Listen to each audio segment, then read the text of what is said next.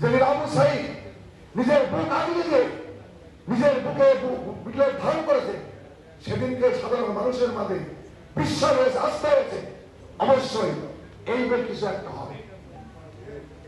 সেদিনকে ধারণা হয়েছে এইবার কিছু একটা হবে। মানুষের আস্থা বিশ্বাসের জায়গা ছিল না। সত্য কথা, সত্য কথা। আমরা যারা রাজনৈতিক দল আছি, আমরা 17 বছর আন্দোলন করেছি। আন্দোলন করতে অনেক মানুষ শহীদ হয়েছে, অনেক মানুষ গুম হয়েছে, অনেক মানুষ জীবন দিয়েছে। তাদের অবদান এই আন্দোলনে কম নাই, অবশ্যই তাদেরকে স্বীকার করি।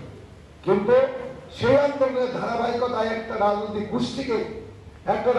গোষ্ঠীকে বিভিন্নভাবে প্রতিবাহিত করে এই ফ্যাসিস্ট গভর্নমেন্ট বা ফ্যাসিস্ট হাসিনা বিভিন্নভাবে দোষারোপ করে তাদের উপর অত্যাচার নির্যাতন করেছে। আর সেই অত্যাচার নির্যাতনে মাঠে দাঁড়াবে পাওয়ার কারণে সাধারণ মানুষের আস্থা ছাড়া করে পায় না। এটাই বাস্তবতা। যখন সাধারণ ছাত্রদের আন্দোলনে মানুষ আস্থার জায়গা পেয়েছে, যখন দেখছে হাজার হাজার বুলেট আসছে, ছাত্ররা রাস্তা ছাড়ছে না, বুলেট আসছে, লাশ পড়ে থাকছে, তারপর ছাত্র আগে যাচ্ছে, তখনই সাধারণ মানুষ চারিপাশ থেকে অগ্রসর হচ্ছে। মূল নায়ক হচ্ছে না, মূল ভূমিকা হচ্ছে